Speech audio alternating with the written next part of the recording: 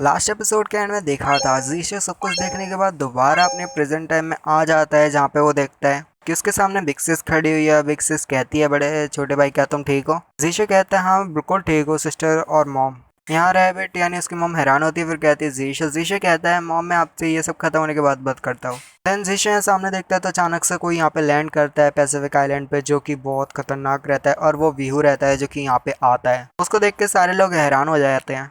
View कहता है अब यहाँ पे बहुत हुआ, मैं तुम सभी को मार डालूंगा। व्यू गुस्से में अपनी पावर्स को रिलीज करता है। व्यू जैसे अपनी पावर्स को रिलीज करता है तो यहाँ पे सब लोग हैरान होते हैं और कहते हैं क्या पावरफुल है ये कल्टीवेटर। पे कहते हैं चिल्लाते हुए कि ये तो एक्सट्रीमिस्ट है। जिसको कहता है क्या क्या एक्सट्रीमिस्ट?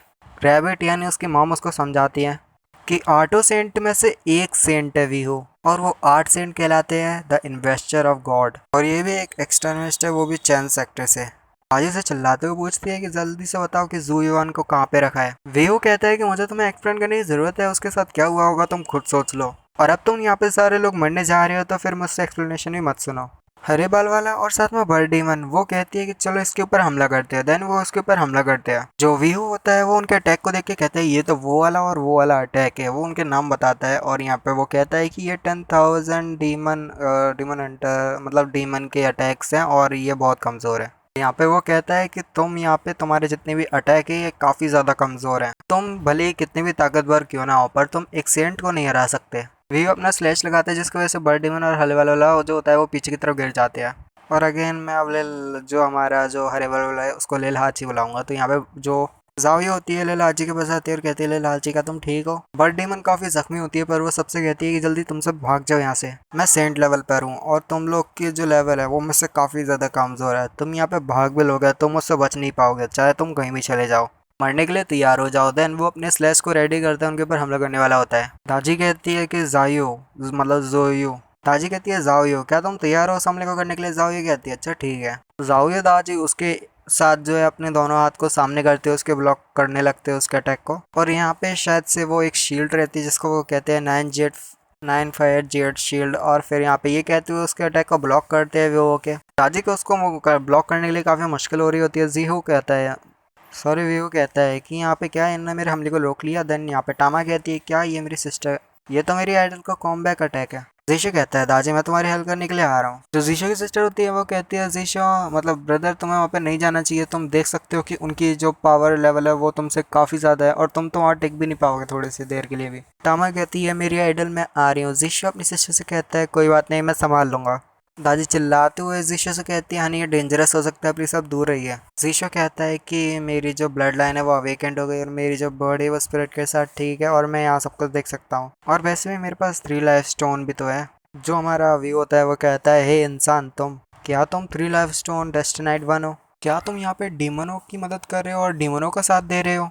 ऋषि कहता है मैं जाओमी से कंपेयर करता हूँ और मैं हमेशा जाओमी के साथ रहूंगा जीने मरने तक, और वगैरह वगैरह वो कहता है चाहे रात हो या दिन। और यहाँ पे जो टामा होती है वो चिल्लाते हुए कहती है क्या कहा तुमने, ये सब खत्म होने दो उसके बाद तुम्हें सबक सिखाऊंगी। भी होता है वो कहता है 10,000 ईयर डीमन और साथ में ये जो हमारा 3 लाइफ स्टोन डेस्टिनाइड 1 है।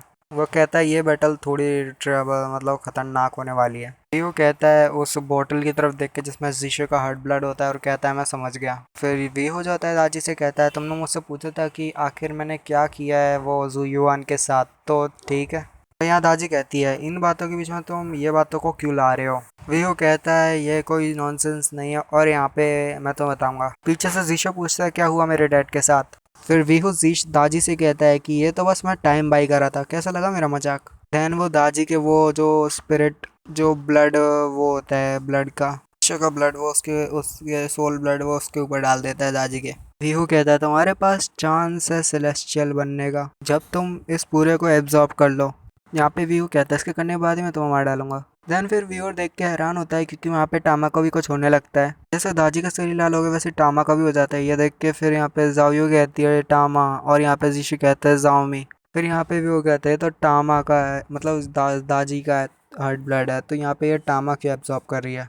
फिर यहाँ पे भी वो कहता है किसे परवाह है, जाने दो मरने तो वाले हैं दोनों। ये जाओई उसके रास्ते में आ जाती है क्योंकि यहाँ पे जो व्यू होता है मारने के लिए आगे बढ़ता है पर जाओई उसके रास्ते के आगे आ जाती है और कहती है नहीं जा सकते। पीछे से जीशे भी चिल्लाते हुए आता है और उसके पकड़ने की कोशिश करता है। वीहू कहता है तुम जैसे छोटे बच्चे और कीड़े मकोड़े मेरे को नहीं रोक सकते। वीहू कहता है कि मेरा बस ये लास्ट ब्लो। फिर कहता है एम्पलीफाई माई पावर। अपने हाथ में कोई बॉल बना लेता है वाटर फायर पर्ल और कहता है कि मैं इनको एक ही हमले में जो है तबाह कर दूंगा। दैन वो वाटर फायर पर्ल को उनकी तरफ छोड़ता है। वीहू कहता है वेट, आखिर ये मेरा वाटर फायर पर्ल इनकी रक्षा क्यों कर रहा है। वीहू हैरान ही हो रहा होता है कि तो ये कोई पीछे से कहता है क्या तुम्हें इसके बारे में जानना है। यहाँ पे ग्रैंडपा आते हैं और कहते हैं कोई मतलब नहीं कि तुम कितना भी डिले कर लो, ये अपनी डेस्टिनी सिलेक्शन प्रोसेस में है। क्या तुम्हारे कहने का मतलब क्या है जियांग, यहाँ पे जो मेरा वाटर फायर पर्ल है वो इनको चूज कैसे कर सकता है। देन यहाँ पे वो कहता है मुझे पता है यू बास्टर्ड जियांग सीसन, तुम यहाँ पे मेरे साथ ट्रिक कर रहे हो, मेरे पे कुछ ट्रिक यूज कर रहे हो है ना। वो कहता है बिल्कुल भी नहीं। फिर ग्रैंडपा कहते हैं शायद तुम्हें नहीं पता होगा वीहू, ये दोनों एक ही हुआ करते थे, ऐसे करके कहते हैं टामा और दाजी एक ही हुआ करते थे। देन यहाँ पे जो हमारा व्यू होता है वो ये बात सुनने के बाद हैरान होता है। दाजी और जीशो भी हैरान, मतलब जीशो और उसकी सिस्टर भी हैरान होते हैं। ग्रैंडपा कहते हैं व्हाट अ पेन, क्योंकि इनको ये बात पता ही नहीं थी। कुछ हजार साल पहले मुझे इसके बारे में एक एल्डर से पता चला जो कि हमारी फैमिली से थे। सीन शिफ्ट होता है और हमें एक अलग जगह का सीन दिखाया जाता है जहाँ पे एक फॉक्स टाइप की गर्ल है शायद से यहाँ पे दहाड़ लगा रही है ज्वालामुखी के सामने। वो लड़की कहती है कि मेरी लेल सेज दाजी वो वापस आ गई, और यहाँ पे क्वेश्चन मार्क है और उसके बारे में अभी तक कुछ भी बताया नहीं है, शायद हमें आगे पता चले। अगेन नेक्स्ट सीन चेंज होता है और हमें कुछ खाली सी जगह दिखाई जाती है। फिर यहाँ पे हमें दादी दिखाई जाती है जो कि कहती है कि मेरे सिर में इतना दर्द क्यों हो रहा है, कुछ हुआ था क्या, क्या मैं अपने कंट्रोल से बाहर आ गई थी और मैंने सब कुछ तबाह कर दिया था। दादी के ऊपर से आवाज़ आती है और कोई कहता है, वही लड़की जो होती है वो कहती है अननोन नेम वाली, वो कहती है कि सिस दादी क्या तुम ठीक हो, क्या तुम्हें अच्छा लग रहा है। देन फिर वो लड़की बोलती है कि तुम पूरी तरह से पागल हो गई थी और यहाँ पे तुम सब कुछ तोड़ रही थी, इधर उधर कर रही थी और तुम काफ़ी डरावनी लग रही थी, तो मैंने कुछ ना कुछ सेटल करके मतलब मैनेज करके उसको नॉर्मल कर दिया। दादी कहती है बिग सिस नोआ, तो इसका नाम शायद नोआ है, तो रिवील हो चुका है, मेरे को लगा बाद में होगा बट अभी हो गया। जो बिग सिस्टर नोआ है शायद से दादी की या तो टीचर है या तो फिर उसकी बिग सिस्टर है, क्योंकि यहाँ पे रिवील हुआ था, हमने पहले एपिसोड में मतलब उस टाइम एपिसोड में देखा था जब वीहू उसके सामने आया था दादी के पहली बार, जब यहाँ पे वीहू ने दादी को जख्मी कर दिया था और उससे कहा था कि मैं तुम्हें नोवा की वजह से छोड़ रहा हूँ। नोवा उससे कहती है कि तुम और ज़्यादा कल्टिवेट नहीं कर सकती मेरी लिटिल सिस्टर फॉक्स, तुम्हारी बॉडी में equal element of water of fire, भले ही तुम्हारी बॉडी में मिसिंग है तुम्हारा ये हार्ट ब्लड। नोआ कहती है कि तुम्हें ज़्यादा से ज़्यादा कल्टीवेट नहीं करना चाहिए, ऐसा हो सकता है कि ज़्यादा कल्टीवेट करने से तुम्हारी बॉडी बस्ट हो जाए, मतलब फट जाए। फिर यहाँ पे जो उसकी बिग सिस्टर नोआ होती है वो उसको बताती है कि तुम्हारी बॉडी के लिए ज़्यादा कल्टीवेट करना ठीक नहीं, इससे तुम्हारी बॉडी फट सकती है। देन यहाँ पे फिर दादी समझ जाती है और फिर वो कहती है अच्छा ठीक है। यहाँ पे नोआ कहती है कि तुम ये क्या कह रही हो, तुम तो बिल्कुल मोशनलेस हो गई हो, और यहाँ पे वो कहती है क्या तुम वेट कर सकते हो, यहाँ पे वो कहती है चल ठीक है, और यहाँ पे फिर वो यहाँ पे उससे कुछ नहीं कहती, फिर वो कहती है क्या तुम्हें सोना है, यहाँ पे वो कहती है नहीं मैं थकी नहीं हूँ। फिर यहाँ पे जो नोवा उससे कहती है क्या तुम्हें शेल्टर चाहिए क्योंकि बारिश हो रही है, दादी कहती है मुझे कोई ज़रूरत नहीं है इसकी, वो कहती है यहाँ पे थंडर है और यहाँ पे फिर भी तुम्हें शेल्टर नहीं चाहिए, वो कहती है नहीं मुझे नहीं चाहिए, और यहाँ पे उसके ऊपर थंडर कहती है, वो कहती है क्या तुम ठीक हो, क्या हो गया तुम्हें। दादी कहती है ये मैटर नहीं करता। नोआ कहती है आखिर तुम ऐसा अजीब बर्ताव क्यों कर रही हो, उसके ऊपर गुस्सा होने लगती है। पहले वो अपने मुंह को फुलाती है, फिर दादी से कहती है अच्छा ठीक है मैं तुम्हें एक रास्ता दिखाती हूँ जिससे जो है तुम यहाँ पे कल्टीवेट कर पाओगी। दादी कहती है क्या वाकई में एक रास्ता है। नोआ कहती है क्या तुम ऐसा ट्रिक कर रही हो ऐसा कह के। यहाँ पे नोआ से कहते हैं कि देखो तुम्हारी बॉडी में यहाँ पे एक चीज़ करनी यहाँ पे ज़रूरी है, क्योंकि तुम्हें यहाँ पे अपनी बॉडी को दो हिस्सों में अलग करना होगा, एक फायर और वाटर, इन दोनों को अलग करना है, और वो उसको किसी स्क्रीन के सहारे दिखा रही होती है। एंड देन हम देखते हैं जीशो कहता है अरे भाई ये बता कि भाई इतना पुराने टाइम में उनका टैबलेट कैसे आया। ग्रैंडपा आप ये कैसी बात कर रहे हो, इतने पुराने टाइम में टैबलेट कैसे चलते थे। अरे बच्चे वो एक टैबलेट नहीं था, वो एक एशियंट एलियन टैबलेट था। देन दाजी ने अपनी जो फायर एंड वाटर है उसको अलग अलग कर दिया। देन यहाँ पे हम देखते हैं दाजी अपने ही रूप को देखती है, जैसे वो दोनों को अलग कर लेती है वाटर फायर को, तो यहाँ पे उसकी सिस्टर ने हुआ उसकी तारीफ करती है और कहती है बहुत बढ़िया मेरी लिल सिस्टर, मतलब छोटी सिस्टर, तुमने बहुत अच्छा किया और काफ़ी इजीली कर लिया।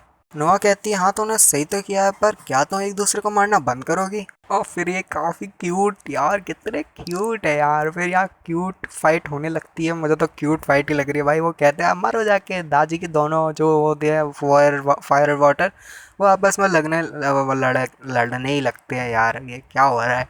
हाँ तो वो लड़ने लगते और कहते हैं मरो जाके, फिर दूसरे वाले कहते हैं नहीं तुम मरो जाके, और वो फायर मतलब हमला करने वाले होते हैं एक दूसरे के ऊपर पंच से। नोआ जो होती है उनके सर के ऊपर मारती है और कहती है अब बहुत बहुत हुआ, अब यहीं पे बस करो।